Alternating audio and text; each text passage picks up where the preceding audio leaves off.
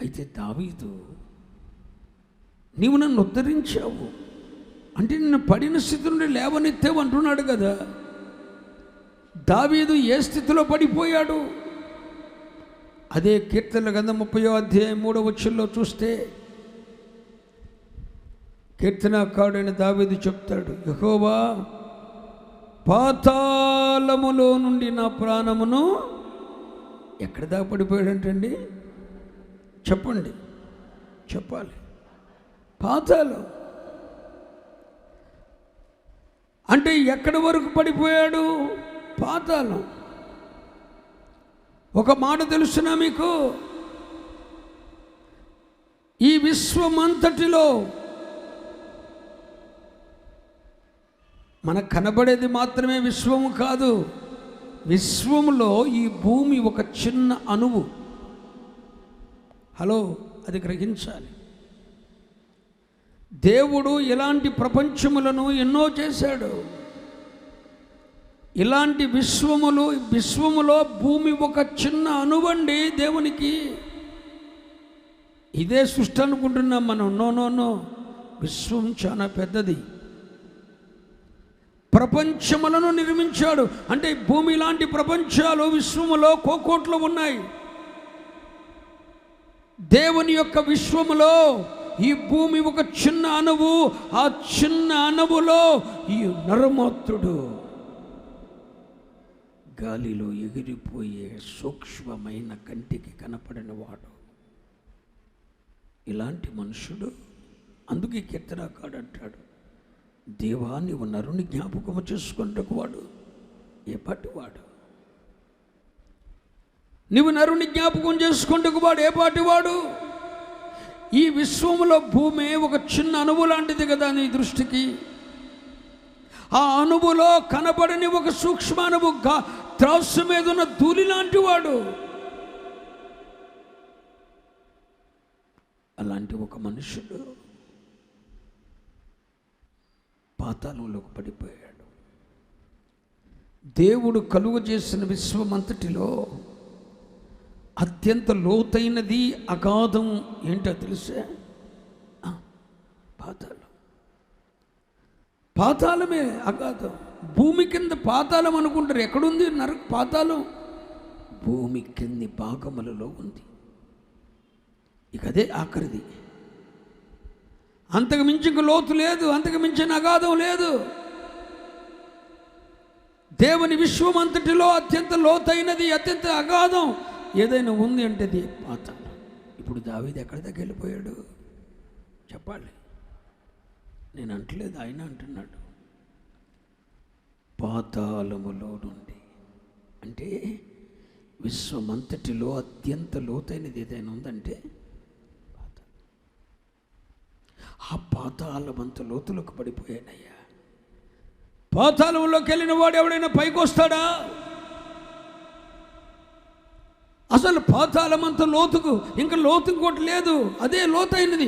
అంతటి లోతైన ఆధ్యాత్మిక అనుభవాల్లో, ఎంతో ఉన్నతమైన ఆధ్యాత్మిక అనుభవాల్లో నుండి దేవునితో మనసు కనెక్ట్ అయిపోయిన వాడు, దేవుడే చెప్పిన నా హృదయానుసారుడు, నా ఉద్దేశములను నెరవేర్చువాడు అని దేవుని చేత సాక్ష్యం పొందిన ఇతడు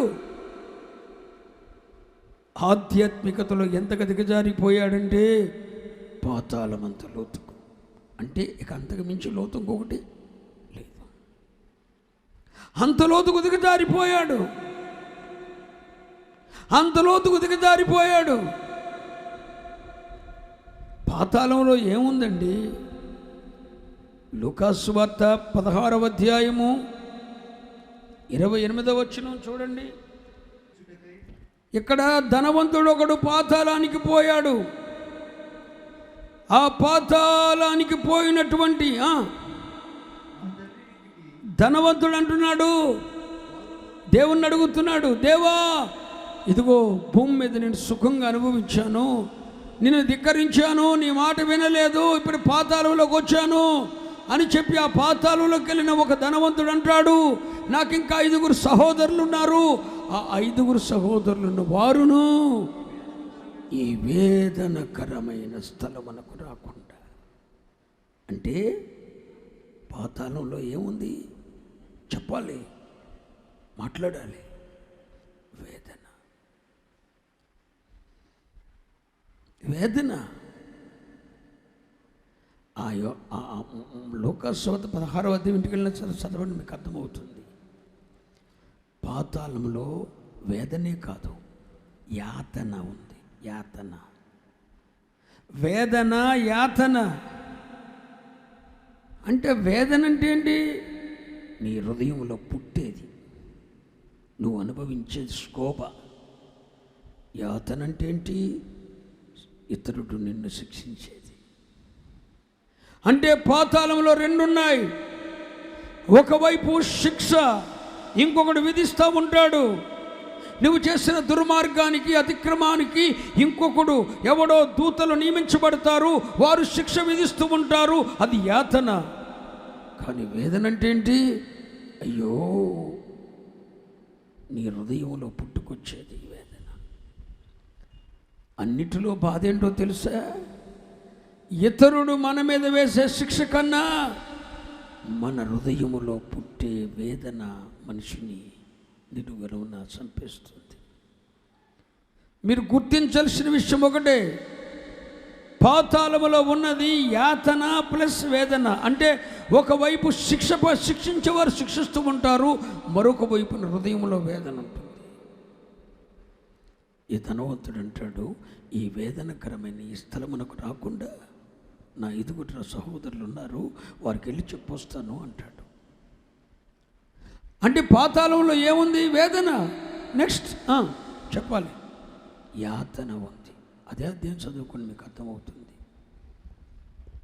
అంటే వేదనకరమైన పరిస్థితులకు వెళ్ళిపోయాడు. ఎవరు మాట్లాడాలి? దావీదు. మనసులో నెమ్మది లేదు. కావాలని చేసుకున్న భార్యను చేసుకున్నాడు, నెమ్మది లేదు.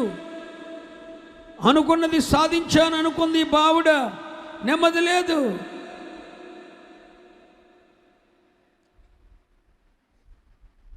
బిడ్డలను కన్నారు తల్లిదండ్రులు, బిడ్డల వలన నెమ్మది లేదు.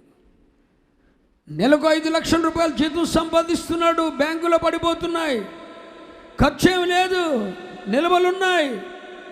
హృదయంలో ఏదో వేదన, నిద్ర పట్టని స్థితి, అల్లకల్లోల పరిస్థితి. ఎవరా బాదు, ఏమైంది?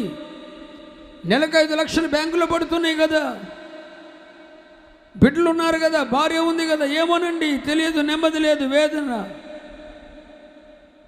అనుకున్న భార్యను, భర్తను సంపాదించుకున్నావు కదా, నెమ్మది లేదు, వేదన.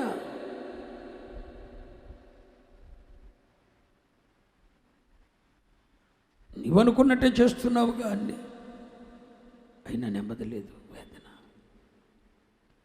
ఈరోజు ఏ కుటుంబంలో నెమ్మది ఉంది చెప్పండి? బిడ్డల్ని కనుగొన్న తల్లిదండ్రులు ఆ బిడ్డల వలన సంతోషిస్తున్నారా? ఆ బిడ్డల వలన వేదన అనుభవించటం లేదా? రాత్రి బవుల్లో కష్టపడి ఆ బిడ్డల కొరకే ఆస్తులు కూడగట్టి చెమటొచ్చి, నేను పడిన కష్టం నా బిడ్డలు పడకూడదు, నేను అనుభవించిన పేదరికం నా బిడ్డలు అనుభవించకూడదు, నేను 10 రూపాయలు అప్పు చేస్తున్నట్టు నా పిల్లలు అప్పు చేయకూడదు, నాకు లేని స్థితి వారికి కలగకూడదని తల్లిదండ్రులు రాత్రింబవళ్ళు కష్టపడుతున్నారు. కానీ ఆ కష్టపడుతున్న కష్టాన్ని చూసిన బిడ్డలు ఆ తల్లిదండ్రులు సంతోషపరచగలుగుతున్నారా? లేదుగా. ఇల్లు ఒక పాతాళమైపోయింది, వేదన అయిపోయింది. రే కన్నబిడ్డల వలన నెమ్మది లేదే, వేదన.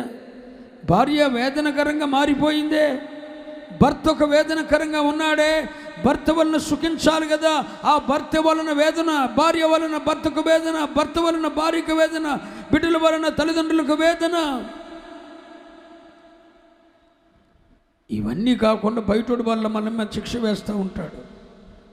వీడు చేసిన పాపం వీడి మీద పడిందిరా, ఊకినే పొద్దాయండి. ఇతరులు వేసే శిక్ష, ఇవన్నీ మనం అనుభవిస్తున్నాం.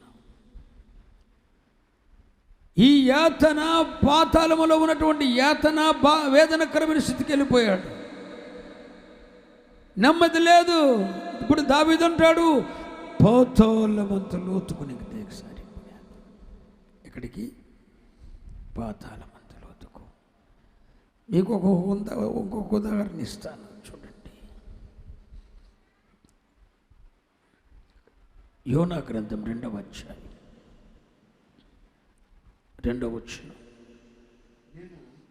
ఉపద్రవంలో ఉండి యెహోవాకు మనవి చేయగా ఆయన నాకు ప్రత్యుత్తరం ఇచ్చాను. పాతాళ గర్భంలో నుండి. ఎక్కడ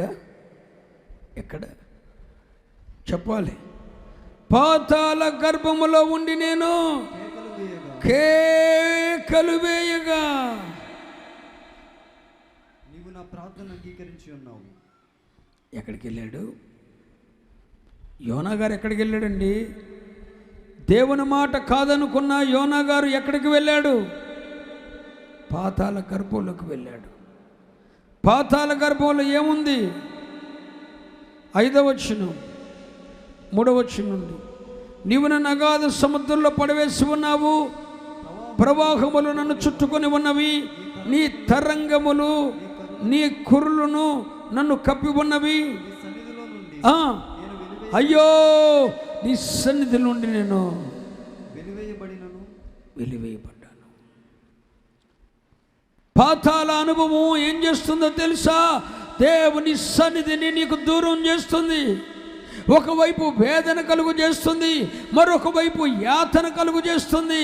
యాతన అంటే నీ హృదయంలో పుట్టేది నీవు అనుభవించేది, నీ అంతటి నీ హృదయంలో మనస్సాక్షి ద్వారా నీకు నెమ్మది లేని స్థితి కలగటం. యాతన అంటే ఇతరులు నీ మీద వేసే నింద, శిక్ష. అది కాకుండా పాతాళ అనుభవంలోకి వెళ్ళినవాడు, పాతాళ అనుభవంలోకి వెళ్ళినవాడు దేవుని సన్నిధిలో నుండి వెలివేయబడతాడు. అలా వింటున్నారా? ఇక్కడ యోనా భక్తుడు అంటాడు, అయ్యా నేను పాతాళ గర్భంలోకి వెళ్ళాను అంటే అర్థం ఏంటి? నీ సన్నిధిలో నుండి నేను వెలివేయబడ్డాను.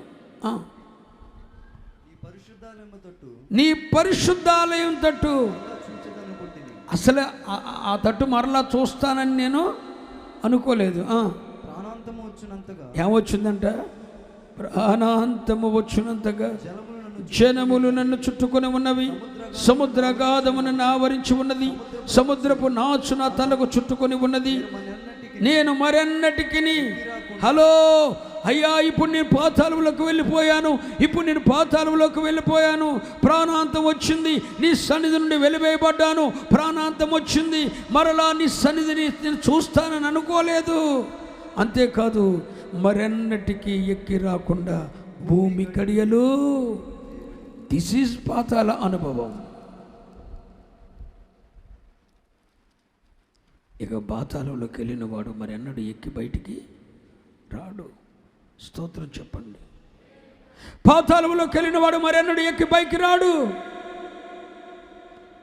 బయటకు వచ్చే ఛాన్స్ లేదు. ఇక్కడ కీర్తనకారుడైన దావీదు అంటాడు, దేవా నేను పాతాళ గర్భంలోకి వెళ్ళిపోయాను. యోనా భక్తుడు అంటాడు, అయ్యా నీ సన్నిధి నుండి పారిపోయిన నేను పాతాళ గర్భంలోకి వెళ్ళిపోయాను. అక్కడేముంది? వేదన. అక్కడేముంది? యాతన. అక్కడేముంది? నీ సన్నిధికి దూరమైన అనుభవాలు. అక్కడేముంది? ప్రాణాంతం వచ్చే పరిస్థితులు. అక్కడేముంది? మరెన్నటికి పైకి వస్తాము, మళ్ళా పైకి వస్తామన్న నిరీక్షణ లేని స్థితి. Praise the lord. మరెన్నటికి మరలా పైకి వస్తామన్న స్థితి లేదు. అంతగా దిగజారిపోయాను. అప్పుడు నువ్వేం చేశావు? నీవు నన్ను ఉద్ధరించి ఉన్నావు. స్తబలు పడితే హల్లెలూయా. అంటే పాతాళంలోకి వెళ్ళిన వాడు మరెన్నటికి బయటకు రాడు. మరెన్నటికి బయటకు రాకుండా భూమి గడియలు బిగించబడతాయి. అక్కడ దాకా వెళ్ళిన వాడు బయటకు వస్తాడన్న నిరీక్షణ లేదండి. అంతటి పాతాళ అనుభవానికి, వేదనకరమైన అనుభవానికి, యాతనలోకి వెళ్ళిపోయాడు దావీదు. ఆధ్యాత్మికతలో ఒక ఉన్నతమైన అనుభవాలు అనిపించిన దావీదు దిగజారిపోయాడు. ఎంతగా అంటే పాతాళమంత లోతుకు. ఇక దానికి మించిన లోతు మరొకటి. కానీ దేవుడు అతన్ని ఏం చేశాడు చెప్పాలి? ఉద్ధరించాడు. అంటే అర్థం ఏంటి? ఆ పాతాళ గర్భములో నుండి, పాతాళమంత లోతుకు పడిన స్థితి నుండి, పాతాళమంత అగాధపు స్థితి నుండి, మరెన్నటికి ఇక వస్తానన్న నిరీక్షణ లేని అనుభవాల్లో నుండి, ఆ పడిన స్థితి నుండి, ఆ లోతైన పాతాల అనుభవాల నుండి, వేదనకరమైన యాతనతో కూడిన ప్రాణాంతకరమైన పరిస్థితుల మధ్య నుండి మరొక్కసారి దేవుడు అతన్ని పైకి లేవనెత్తాడు. ఓ నా ప్రియ సోదరుడా, సోదరి, మనుషులకు అసాధ్యమైన ప్రతిదీ దేవునికి సాధ్యం. నీవున్న స్థితి నుండి, నీవు దిగజారిన అనుభవాల్లో నుండి, నీవు పడిన స్థితి నుండి నిన్ను లేవనెత్తటం నీ తండ్రికి అసాధ్యం, నీ తల్లికి అసాధ్యం, నీ భర్తకు అసాధ్యం, నీ భార్యకు అసాధ్యం, నీ స్నేహితులకు అసాధ్యం, రక్త సంబంధికులకు అసాధ్యం, రాజకీయ నాయకులకు అసాధ్యం, ప్రభుత్వాలకు అసాధ్యం. కానీ ఎంతటి అగాధపు లోతైన అనుభవాల్లో నుండైనా, పాతాళ గర్భములో నుండైనా నిన్ను లేవనెత్తి పైకెత్తి ఉద్ధరించగలిగిన దేవుడు ఒక్కరున్నారు. ఆయనే ప్రభువైన యేసు.